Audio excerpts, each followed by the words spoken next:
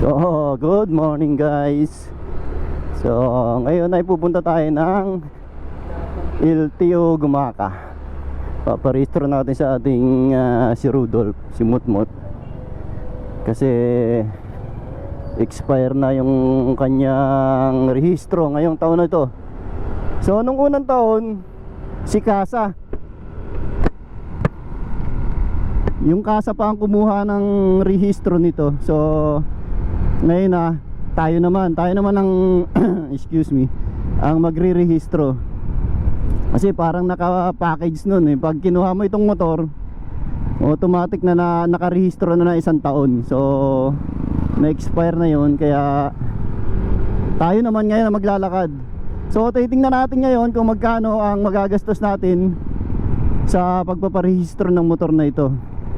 Sariling lakad. Kasi yung isang tropa natin, pinalakad niya eh. Nagbayad siya ng medyo mataas. Kaya titingnan natin. Parang 2.5 yata yung binayad niya. So titingnan natin, tayong pipila.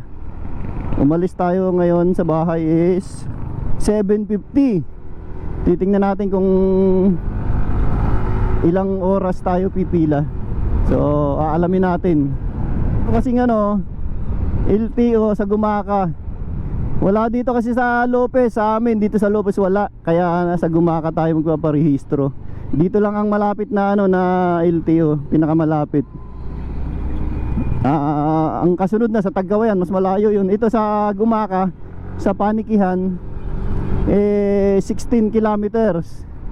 Wala naman 'to sa town proper ng Gumaka. 16 kilometers lang sa Barangay Panikihan. Yung town proper kasi 22 kilometer yun mula dito sa Lopez. Ito sa Barangay Panikihan lang to. Sako pa rin ng Gumaka, pero hindi na doon sa town proper. So alamin natin.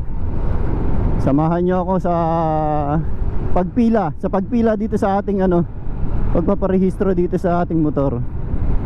So let's go. Andito na tayo sa Barangay Manggisian na to. Tapos sunod ay Kalantipayan ang kasunod. 16 kilometer din mula dito sa ating sa Lopez, sa ating bahay. 16 kilometer, malayo-layo din Wala kasi dito sa amin sa bayan ng Lopez, ewan ko ba. Tapos ang kasunod sa Tagkawayan na.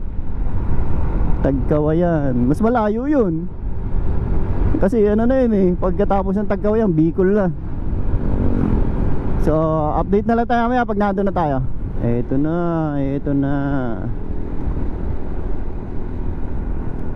Petron.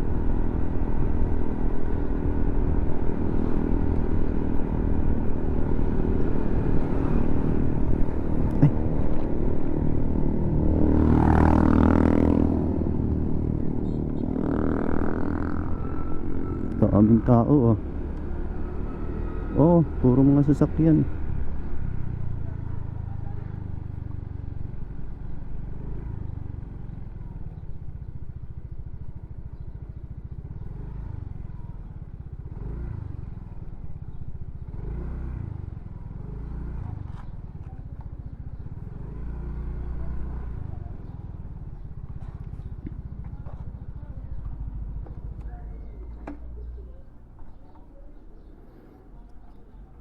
So guys, andito na tayo sa LTO.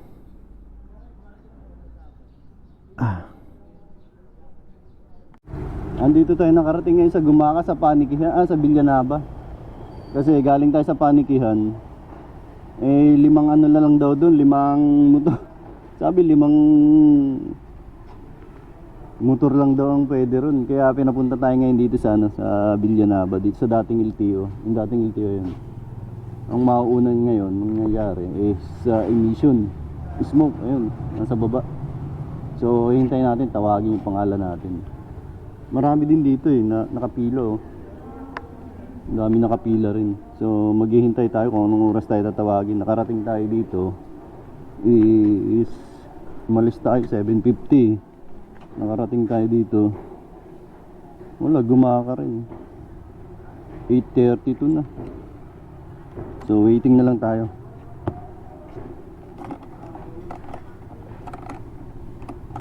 Andun yung dating ano, LTO, dun sarado no, sa taas. Andito ngayon yung Sunday. Ayan sa baba. Andiyan sa may, ayan, andun yung emission test eh.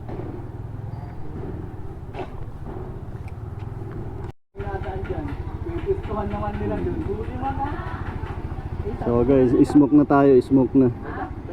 Ito yung first step.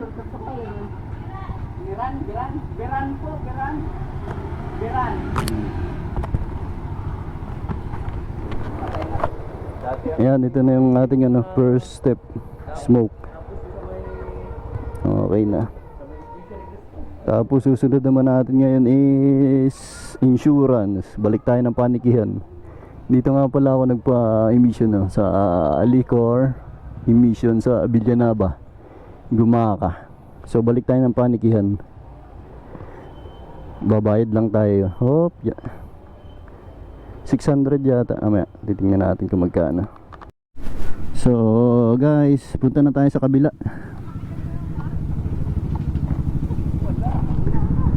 So binayaran natin dito sa smoke eh 600.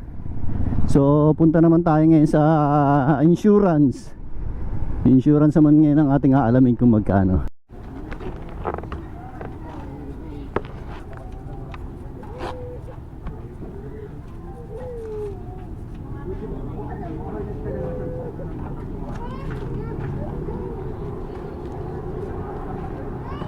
Tapos yun sa'yo.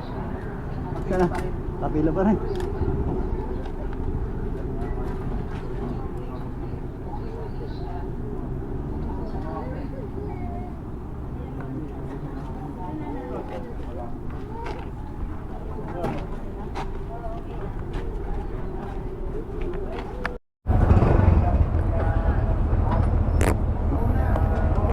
So ayun, katatapos lang natin mag-stencil.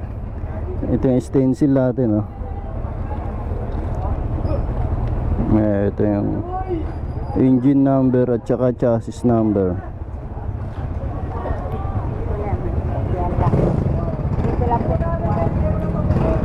Tatawagin na lang ho yan doon.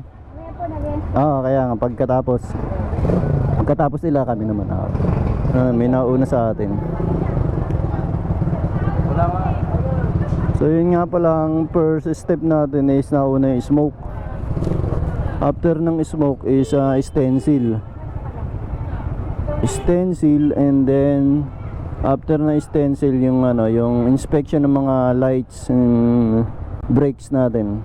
After nun, yup, insurance. And then sa LTO na yung last. So update na lang tayo ulit mamaya pag inspection na ng ating lights, okay?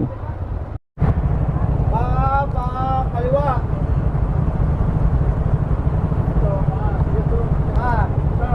Down. Kanan. Kamay.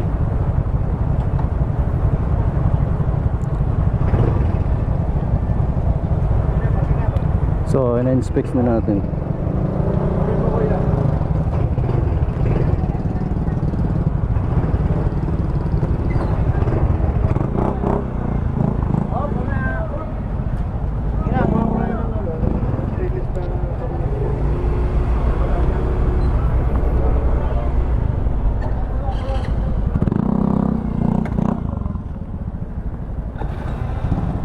Saan daw? Dito? Yun nga, tapos na tayo inspect ng ilaw, busina at saka ng preno. Ayun na nga guys, ang nangyari is iniwan ko na yung yung Xerox copy sa kanya do kay Ate Bebot. Kasi taga-Lupis lang din. Sa kanya ko na lang daw kuhanin mamaya yung bagong rehistro ng motor sa bahay nila, at siya na daw ang bahala doon sa bagong rehistro ko at saka sa insurance, para hindi na daw ako pumila. Doon ko na lang daw kuhanin mamaya sa bahay nila. So mas okay na rin para iwas hassle tayo, kasi may lalakarin pa tayo ngayon. Pupunta pa tayo ng Calawag. So maganda na may offer niya. So binayaran ko na rin si Ate Bebot. Ang binayad pala natin is 3 piso. 1/4 at piso. 3 piso kasi insurance yun at saka ano, sa LTO na. So makikita naman natin mamaya yun sa ano, sa resibo pagkakuha natin sa bahay nila. Pakarga muna tayo ng gas. So maganda naman yung usap namin kasi taga Lopez din yung ano, yung kausap kong nag-aayos. At ang offer niya sa akin iwanan ko na daw sa kanya at siya na ang bahala. Kuhain ko na lang daw sa bahay nila. So okay naman, maganda naman yung usap namin na yun. At mukhang hindi naman ako lulukuhin nun dahil taga Lopez din. Tsaka mukhang mapera yung mga karelo. So ang totoo, ngayon ko lang din nakilala yung matanda na yun, pero mukhang mabait naman. At siningilan ako ng 1/4 sa insurance at sa LTO na. So mamaya natin makikita sa resibo yung total ng ating mga binayaran. So pasensya na guys, hindi ko na ipakita sa inyo yung mga kabuuang pagkuha ko ng ako talaga mismo yung naglalakad. Kasi may asikasuhin pa tayo may lalakarin pa tayong dapat isettle ngayong araw na ito dito sa Calawag at saka sa Lopez sa amin. So guys, update na lang tayo mamaya pag nakuha natin yung papel, yung bagong rehistro ng ating motor. So good news mga ka-Per TV, ito nakuha natin yung bagong registration ng ating motor. Eto na siya, jaran. So open na natin ito, ating bagong registration. So ito yung ano, yung insurance ng ating motor. Insurance. So mahal na pala. Ang insurance natin sa Liberty is 900 pesos. So ayan ang ating insurance at ang ating rehistro ng motor. Ang motor natin pala is mura lang 120 lang ang nagpamahal yung mga other P, MBIRS at saka MBUOC is 240, tapos may science tax pa na 1350, tapos itong legal fee, may legal fee, alam ko yan na to, stencil 10 pesos. So 263 ito, nagpamahal ito. Mas mura pa yung ano yung rehistro ng motor natin kasi 120 lang Ang mga nagpamahal ito yung mga other fee at saka itong insurance at saka yung emission test. So ang emission test natin is 600 pesos, tapos yung insurance is 900. So ito is nagkakahalaga ng 120 at saka 263.50. So ang total lahat is emission test 600, 900 tsaka 120 at saka 263.50. So ang total natin lahat is 1883 pesos SSS. So yun lang guys, sana nagkaroon kayong idea kung magkano ang halaga ng panibagong pagkuha ng registration ng motor. So kung naibigan nyo itong video na to, like and share lang at pa-follow na rin sa aking YouTube channel. So Patit Rory, maraming salamat, God bless us all. Hanggang dito na lang, paalam, bye bye.